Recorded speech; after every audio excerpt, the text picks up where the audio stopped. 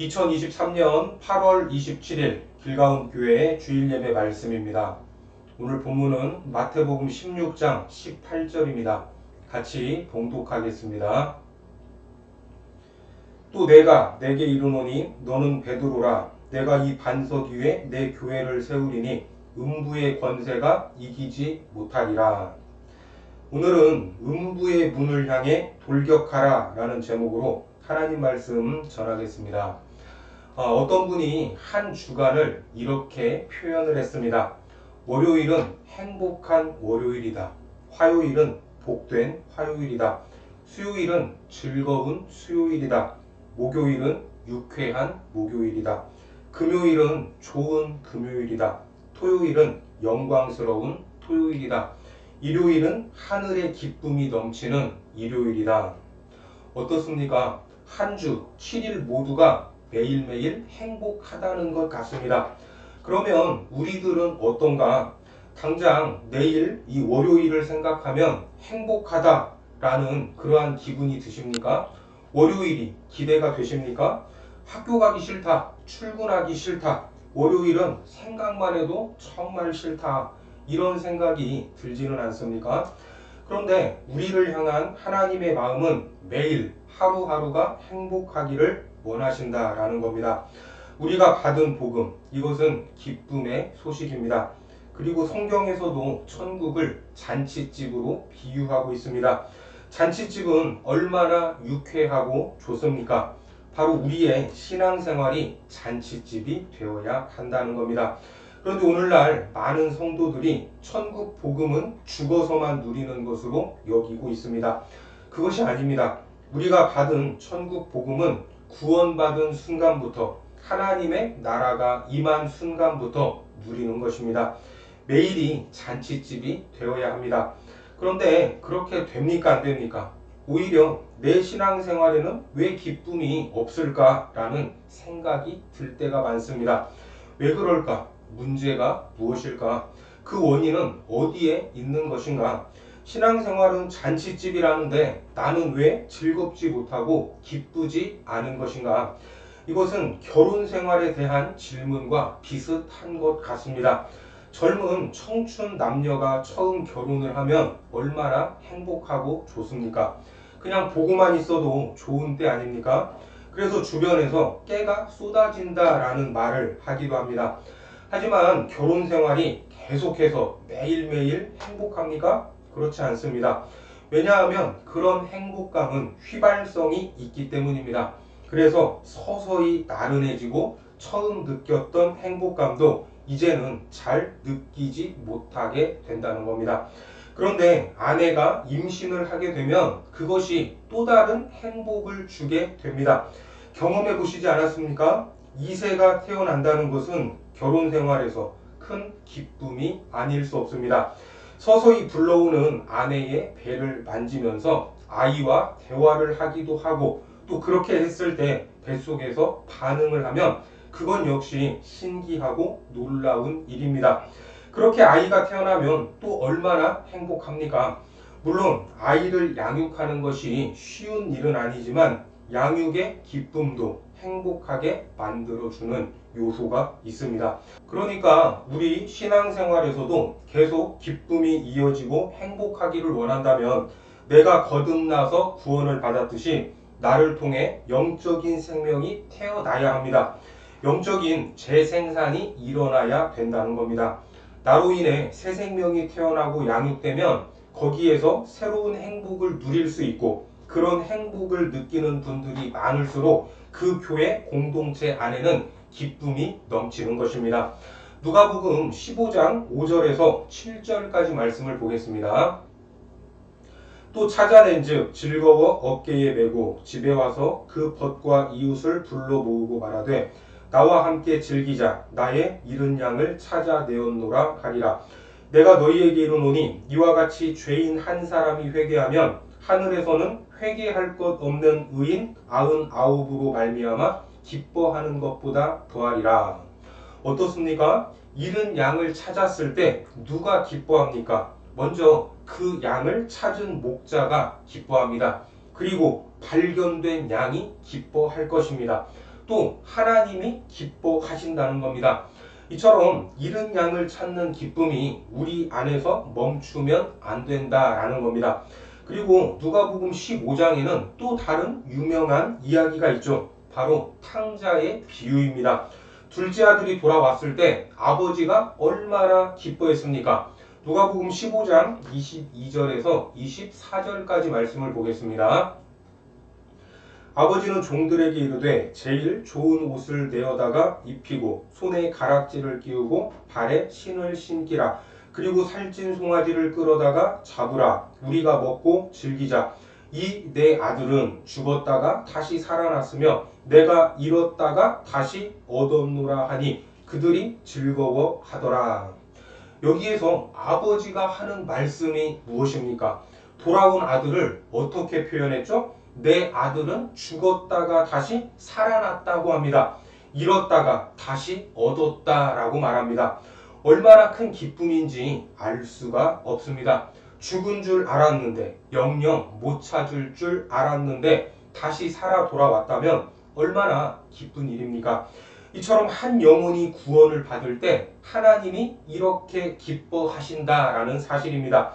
그래서 24절 마지막 부분에 그들이 즐거워하더라 이렇게 말하고 있는데, 여기에서 말하는 그들이 누굴까? 먼저 살아난 사람, 살려낸 사람, 아버지까지도 포함되어 있다는 겁니다. 그들 모두가 기뻐하는 것입니다. 이런 놀라운 기쁨이 우리의 신앙생활 가운데 멈추지 않고 풍성하기를 바랍니다. 하나님은 우리 모두가 늘 행복하기를 원하시는 분입니다.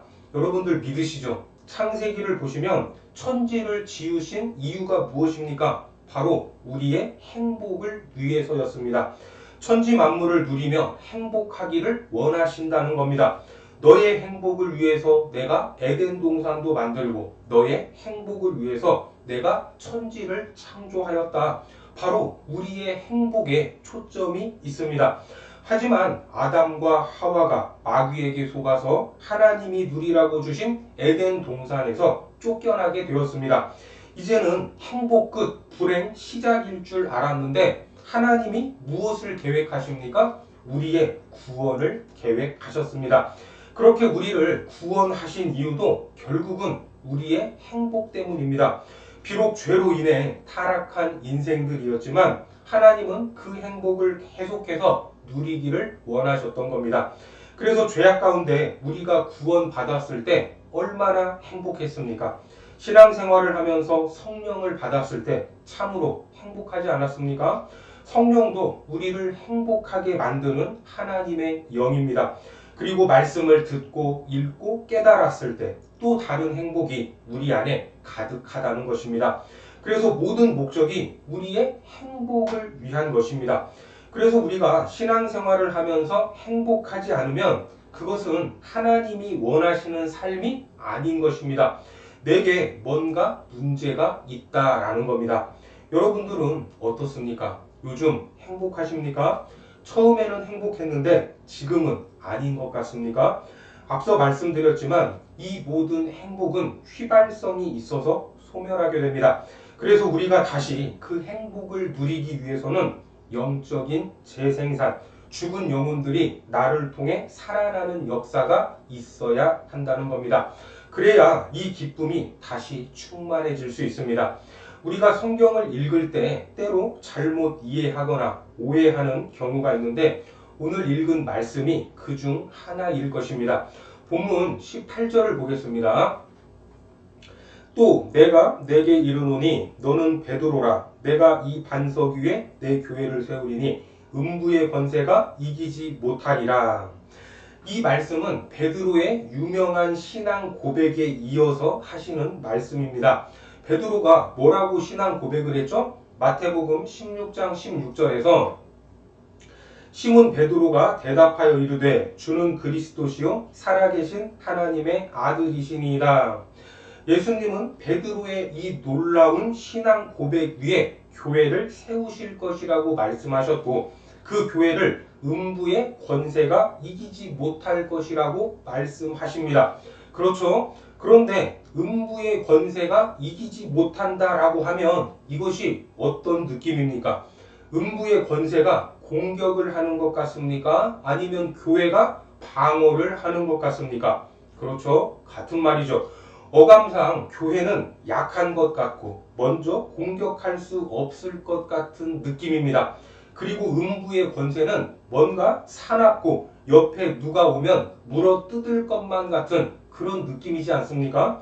그래서 세워진 교회는 늘 음부의 권세, 마귀의 괴계에 대항해서 넘어지지 않으려고 몸부림을 쳐야 할 것만 같은 그런 어감입니다.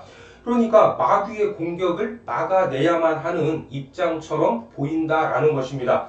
에베소서 6장 10절과 11절 말씀에서도 끝으로 너희가 주 안에서와 그 힘의 능력으로 강건하여지고 마귀의 괴계를 능히 대적하기 위하여 하나님의 전신 갑주를 입으라.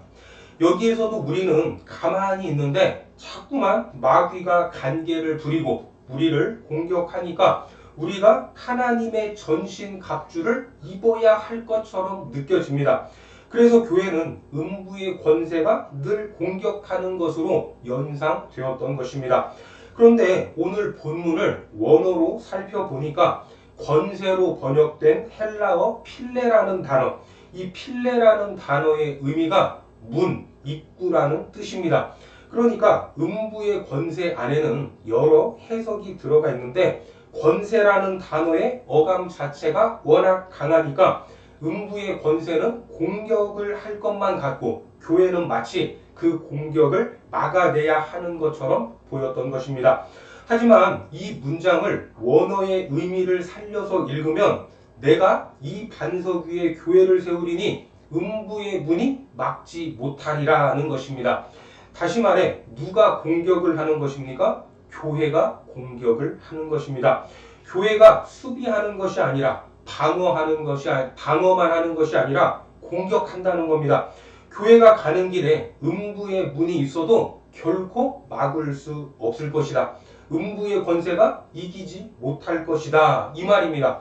여러분 믿습니까? 놀랍게도 이 말씀과 일맥상통하는 구약의 말씀이 있는데 구약 교회를 향해서 하셨던 말씀 여호수아 14장 9절을 보시면 그날에 모세가 맹세하여 이르되 내가 내 하나님 여호와께 충성하였은즉 내 발로 밟는 땅은 영원히 너와 내 자손의 기업이 되리라 하였나이다. 어떻습니까? 내 발로 밟은 땅은 다 너의 것이 될 것이라고 약속하셨습니다. 이것은 가나안 정복을 앞둔 이스라엘 공동체 구약의 교회를 향하여 너희가 가는 길을 음부의 분이 막을 수 있다는 것입니까? 없다는 것입니까? 결코 막을 수 없다는 것입니다. 너희들이 밟는 땅마다 너희 것이 될 것이다. 그러니까 오늘 본문을 통해서 신약교회에 주시는 말씀과 여호수아를 통해 주셨던 구약교회를 향한 이 말씀이 동일한 것입니다. 장로교 선교사 중에 최초로 우리나라 땅을 밟은 선교사가 누군지 아십니까? 바로 언더우드 선교사입니다. 지금부터 138년 전 그날은 부활절이었습니다. 1885년 4월 5일이었습니다. 봄비가 부슬부슬 내리는 인천 제물포항에 임신 2개월 된 부인과 함께 아펜젤러 선교사 그리고 미국의 아펜젤러 선교사는 미국의 북감리교 선교사였고 그리고 언더우드 선교사는 미국의 북장로교 선교사였습니다. 자, 이분들이 조선 땅에 도착을 하는데 미국 샌프란시스코에서 출발해 일본을 거쳐 제물포항까지 오는 긴 여정이었습니다. 낯선 땅 조선의 제물포항에서 언더우드는 이렇게 기도했습니다. 당시 기도문은 본국으로 보내져서 오늘날까지 기록으로도 남았는데 제가 읽어 드리겠습니다. 되지 않는 조선의 마음. 주여, 지금은 아무것도 보이지 않습니다. 주님, 메마르고 가난한 땅, 나무 한 그루 시원하게 자라오르지 못하고 있는 땅에 저희들은 옮겨와 앉았습니다. 그 넓고 넓은 태평양을 어떻게 건너왔는지 그 사실이 기적입니다. 주께서 붙잡아 뚝 떨어뜨려 놓으신 듯한 이곳, 지금은 아무것도 보이지 않습니다. 보이는 것은 고집스럽게 얼룩진 어둠뿐입니다. 어둠과 가난과 인습에 묶여있는 조선 사람뿐입니다. 그들은 왜 묶여있는지도 고통이라는 것도 모르고 있습니다. 고통을 고통인 줄 모르는 자에게 고통을 벗겨주겠다고 하면 의심부터 하고 화부터 냅니다. 조선 남자들의 속셈이 보이질 않습니다. 이 나라 조정의 내심도 보이질 않습니다. 가마를 타고 다니는 여자들을 영영 볼 기회가 없으면 어쩌나 합니다. 조선의 마음이 보이질 않습니다. 그리고 저희가 해야 할 일이 보이지 않습니다. 그러나 주님 순종하겠습니다. 겸손하게 순종할 때 주께서 일을 시작하시고 그 하시는 일을 우리들의 영적인 눈이 볼 수 있는 날이 있을 줄 믿나이다. 믿음은 바라는 것들의 실상이요 보지 못하는 것들의 증거니라고 하신 말씀을 따라 조선의 믿음의 앞날을 볼 수 있게 될 것을 믿습니다. 지금은 우리가 황무지 위에 맨손으로 서 있는 것 같사오나 지금은 우리가 서양 귀신 양귀자라고 손가락질 받고 있사오나 저희들이 우리 영혼과 하나인 것을 깨닫고 하늘나라의 한 백성, 한 자녀임을 알고 눈물로 기뻐할 날이 있음을 믿나이다. 지금은 예배 드릴 예배당도 없고 학교도 없고 그저 경계와 의심과 멸시와 천대함이 가득한 곳이지만 이곳이 머지않아 은총의 땅이 되리라는 것을 믿습니다. 주여 오직 제 믿음을 붙잡아 주소서. 어떻습니까? 당시 음부의 문이 어느 정도였는가를 잘 보여주는 기도문입니다. 선교사님이 조선 땅을 밟고 본 모습이 딱 그 모습 그대로였던 겁니다.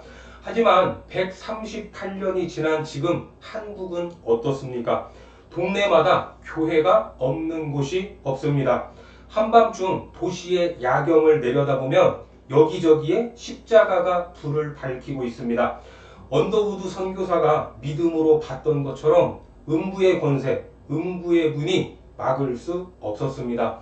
선교사들이 밟은 모든 땅에 교회가 세워지고 우리나라는 교회사에서 유래를 찾기 힘들 정도로 큰 부흥을 경험했고 동시에 전쟁으로 폐허가 되었지만 이렇게 빨리 경제적으로 일어선 나라가 없을 정도로 잘 사는 나라가 되었습니다. 그렇습니다. 음부의 권세는 결코 교회를 이길 수 없습니다. 내가 교회를 세우리니 음부의 문이 막지 못하리라. 이 말씀을 믿으시기 바랍니다. 이렇게 교회가 많고 부흥했지만 지금도 여전히 구원받아야 할 백성들이 있습니까? 없습니까? 있습니다. 우리 주변에도 있고 믿는 사람이 많은 것처럼 보여도 사실은 구원받아야 할 영혼들이 더 많이 있습니다.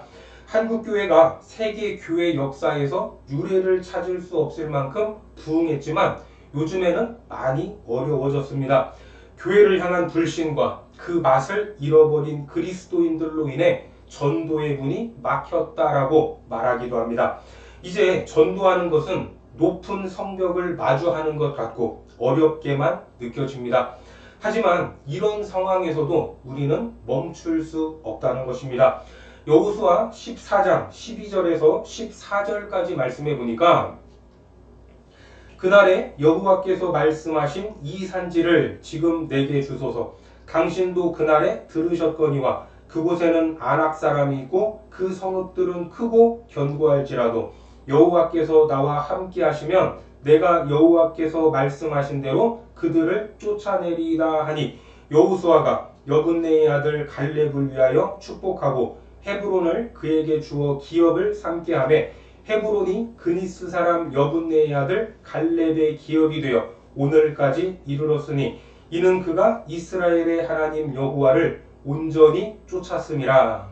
어떻습니까? 겉으로 보기에는 도무지 게임이 되지 않았지만 갈렙은 이 산지를 내게 달라고 하면서 그 땅으로 쳐들어갔던 것입니다. 우리는 수비하는 것이 아니라 공격하는 존재입니다. 축구에서 공격수, 우리나라의 손흥민이 질주할 때 흥분되지 않습니까? 그렇게 골을 터뜨리면 환호성이 절로 터져 나옵니다. 오늘 하나님은 우리에게 네가 구원해야 할 영혼이 있다고 말씀하십니다. 음부의 문을 향해 돌격하라고 하십니다. 공격수는 바로 너다. 네가 손흥민이다. 네가 나아갈 때 음부의 문이 막지 못할 것이다. 이 말씀을 믿으시기 바랍니다. 특별히 하나님의 마음이 무엇입니까? 디모데전서 2장 4절에 보니까 하나님은 모든 사람이 구원을 받으며 진리를 아는 데에 이르기를 원하시느니라. 그렇습니다. 이것이 하나님의 마음입니다. 우리 마음에 하나님의 마음이 충만하기를 바랍니다.